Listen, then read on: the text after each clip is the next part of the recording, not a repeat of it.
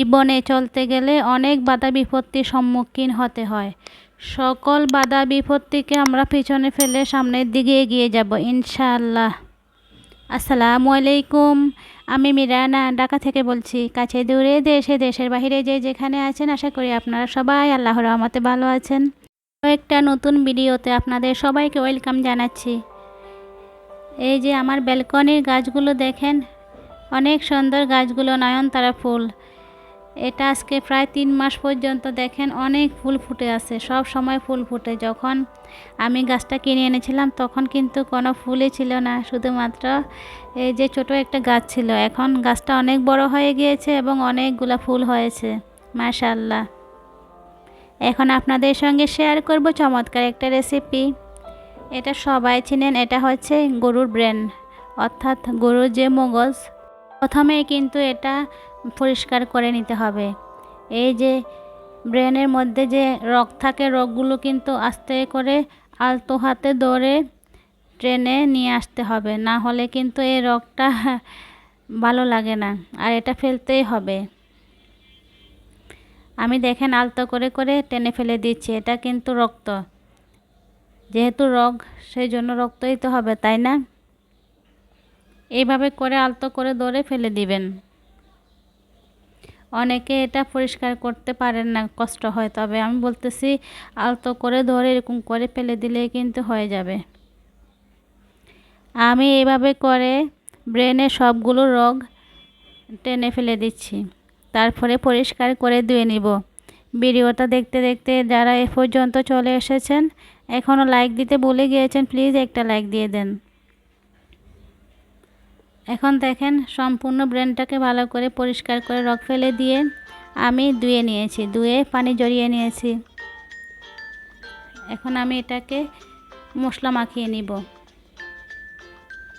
এখানে দিয়ে দিচ্ছি আমি 1 টেবিল চামচ রসুন বাটা, 1 টেবিল চামচ আদা বাটা। এটা আসলে অনেকে অনেক রকমভাবে করেন, আমি আমার রেসিপিতে আজকে শেয়ার করতেছি, আশা করছি আপনাদের ভালো লাগবে। এখন এখানে বড় সাইজের একটা পেঁয়াজ কুচি করে দিয়ে দিলাম।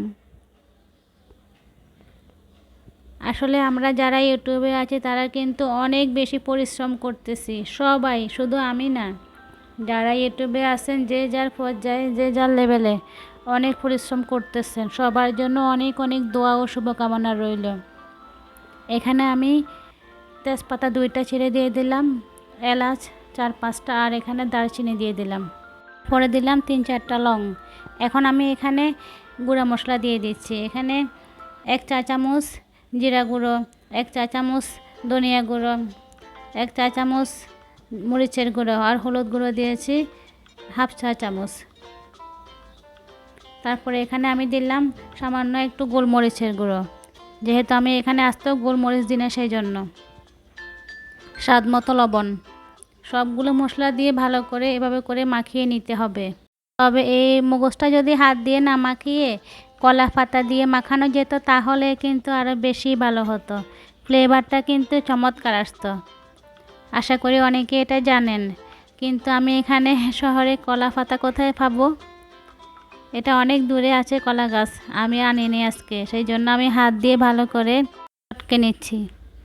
আপনারা নিশ্চয়ই দেখে বুঝতেছেন, এরকম করে ভালো করে চটকে নিতে হবে, যাতে করে এই ব্রেনটা ভালো করে মিশিয়ে যায়। দেখেন সবগুলো ভালো করে মিশিয়ে নিয়েছি। এখন এটা আমি 10 মিনিট রেস্টে রেখে দিব। 10 মিনিট পর আমি সরাসরি চলে এলাম চুলায় আমি এখানে একটা কড়াই বসিয়ে দিলাম। এখন আমি এখানে দিয়ে দিয়েছি সয়াবিন তেল।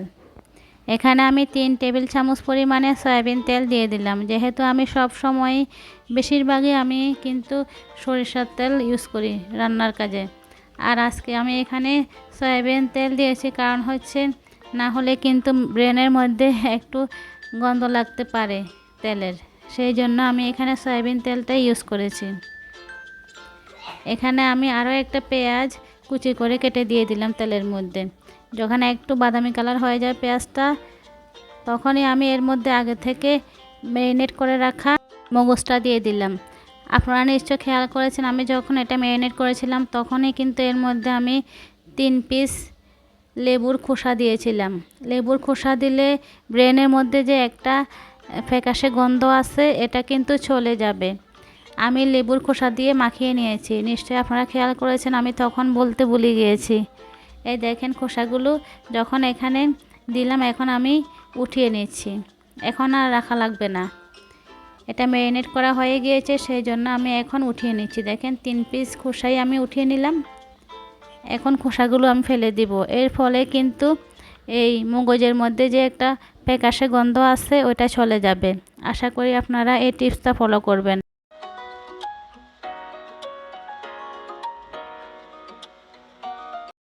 এখন এর মধ্যে আমি দিয়ে দিলাম পানি। এখানে আমি 2 কাপ পরিমাণ পানি দিয়ে দিলাম। এই পানির মধ্যে আমি এই মগজটাকে রান্না করে নিব। চুলার আগুনটা কিন্তু এখন লোতে রেখেছি, তারপর একটা ঢাকনা দিয়ে ঢেকে রেখেছি। এটা যখন 10 মিনিট ঢেকে রেখেছি, এর মধ্যেই কিন্তু এটা হয়ে গিয়েছে। যেহেতু এটা ম্যারিনেট করা ছিল সেই জন্য সময় কিন্তু বেশি লাগবে না। এখন আমি এই পর্যায়ে 2টা আস্ত কাঁচামরিচ দিয়ে দিলাম। চুলার আগুনটা কিন্তু এখনও লোতে রেখেছি। এভাবে করে আমি আরও 5 মিনিট যে অবশিষ্ট পানি আছে ওইটা শুকিয়ে নিব। আপনারা যারা ধৈর্য সহকারে আপনাদের মূল্যবান সময় নষ্ট করে আমার ভিডিওগুলো দেখেন, আমার পাশে আছেন, সবাইকে অনেক অনেক ধন্যবাদ। আর যারা আমার সাধারণ ভিউয়ার্স আছেন, অনেকে আছেন আমার সাধারণ ভিউয়ার্স, ওনাদের কোনো চ্যানেল নেই, তারপরে ওনারা আমার ভিডিও দেখেন এবং ফুল ওয়াচ করেন, লাইক কমেন্টস করেন, সবাইকে অনেক অনেক ধন্যবাদ। এই যে দেখেন এখন কিন্তু পুরোপুরি পানিটা শুকিয়ে গিয়েছে। এর মধ্যে আমি 1 টেবিল চামচ ধনিয়া পাতা কুচি দিয়ে এখন নামিয়ে ফেলবো।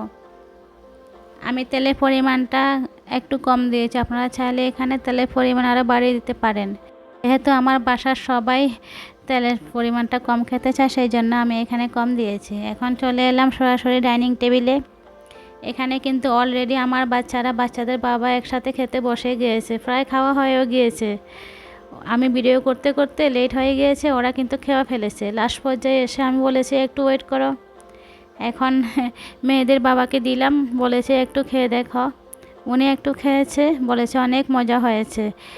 এখন আমি আমার বড় মেয়েকে একটু দিচ্ছি, ওরও কিন্তু প্রায় শেষ পর্যায়ে খেয়ে ফেলতেছে। দেখেন এখন একটু দিয়ে দিচ্ছি। আমি আমার মেয়েদেরকে বেশিরভাগ সময় স্টিলের প্লেটে খাবার দিই, স্টিল ব্যবহার করা খুব ভালো, সেই জন্য শরীরের জন্য কিন্তু স্টিল অনেক ভালো। এই যে আমার ছোটো মেয়ে খাচ্ছে, ওকেও আমি একটু দিলাম, বলেছি খেয়ে দেখো কেমন হয়েছে। ও বলেছে আম্মু অনেক মজা হয়েছে। তারপরে আমিও খেয়ে নিয়েছি। এর মধ্যে দেখেন এটা হচ্ছে রাতের বেলা। আমার পর্দায় হঠাৎ করে দেখলাম আজকেও একটা ফড়িং এসেছে। আসলে জানি না, ফড়িং মনে হয় আমার বাসাটাই পছন্দ করেছে। এই যে দেখেন বসে আছে। আমার মেয়েরা আজকেও দেখে অনেক ভয় পাইছে, তারপরে চলে গিয়েছে এই রুম থেকে। দেখেন তো একটা ফড়িংকে ভয় পায়, কী করব বলেন। আমি অনেকবার চেষ্টা করেছি ফড়িংটা ধরার জন্য, কিন্তু আমিও হাল ছাড়িনি, আমি ধরে ফেলেছি। দেখেন আমার কাছে অনেক আনন্দ লাগছিল, ছোটোবেলার কথা মনে পড়ে যায় আমার ফড়িং ধরলে। এই দেখেন ছোটোবেলা আমরা ফড়িংগুলো ধরে, তখন দেশের বাড়ি আর কি, ফড়িংগুলো ধরে এগুলাকে ছিঁড়ে তারপরে পিঁপড়াকে দিতাম। তখন পিঁপড়া অনেকগুলো পিঁপড়া এসে ফড়িংগুলা খেত, নিয়ে যেত, কী ভালো লাগতো তখন।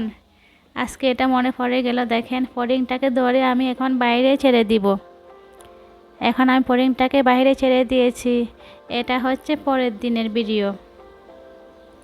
পরের দিন আমি এই যে সকালবেলা সব কাজ সেরেছি, তারপরে এখন আমি দেখলাম যে এই লাইটটা জ্বালিয়ে দিনের বেলা লাইটের আলোতে কেমন লাগে। আমার কাছে মনে হয় যে দিনের বেলা এই লাইটটা জ্বালালে আরও বেশি সুন্দর লাগে।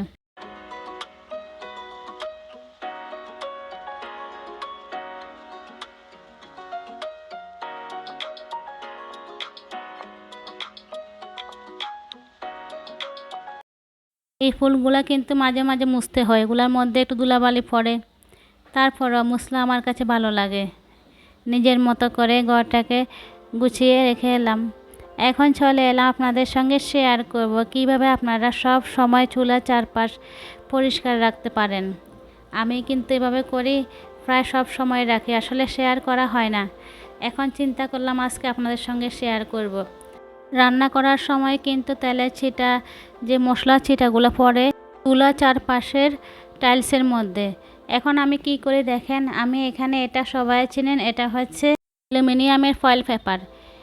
এটা এক বান্ডেল হচ্ছে 60 থেকে 70 টাকা, অনেক কম তাই না?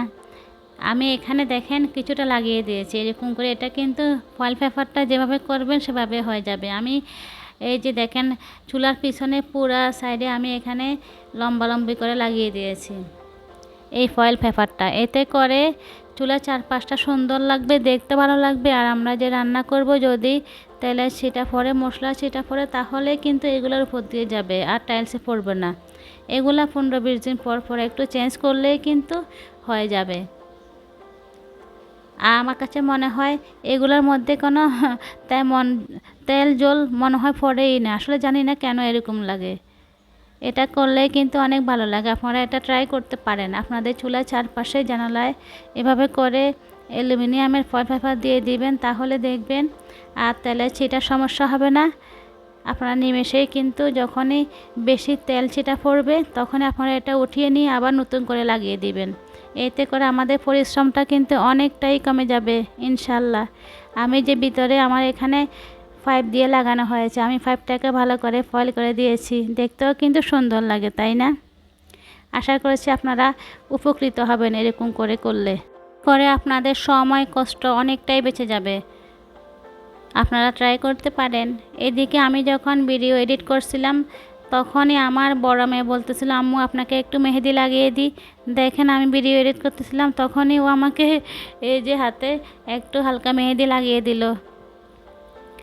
এখন ও কিন্তু লাগিয়ে নিয়েছে, দেখেন নিজে নিজে ও লাগিয়ে নেয়। মাশাআল্লাহ, আমার কাছে খুব ভালো লাগে। ও এখন মেহেদি লাগাতে পারে অনেকটাই। আপনারা অবশ্যই কমেন্টস করে বলবেন ওর লাগানো মেহেদিগুলো কেমন হয়েছে। ও সিম্পলের ভিতর ডিজাইনগুলো করে নিজের থেকে, মন থেকে। ও কোনো বই দেখে না, মোবাইল দেখে না, এভাবে করে নিজের থেকে করে ফেলে। এটাই ভালো লাগে আমার কাছে। এখন দেখেন আমার ছোটো মেয়ে তো সময় কাটতেছে না, বলে আম্মু কী করব কী করব, শুধু এরকম করে।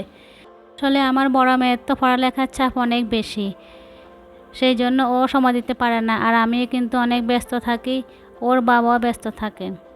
এখন ও কিন্তু একা একাই বল খেলে, দেখেন এরকম করেই ও একা একা বল খেলে, না হলে তো বোরিং হয়ে যাবে। আপনারা সবাই আমার মেয়েদের জন্য দোয়া করবেন যাতে করে ওরা অনেক ভালো থাকে, সুস্থ থাকে। আপনাদের সবার কাছে আমার একটাই অনুরোধ, প্লিজ যারা ইউটিউবে আছেন তারা অবশ্যই ইউটিউবের যে গাইডলাইন আছে ওইটা মেনে চলুন, তাহলে দেখবেন খুব অল্প সময়ে কিন্তু সফলতা অর্জন করতে পারবেন ইনশাআল্লাহ। সবাই অনেক ভালো থাকবেন। আল্লাহ হাফেজ।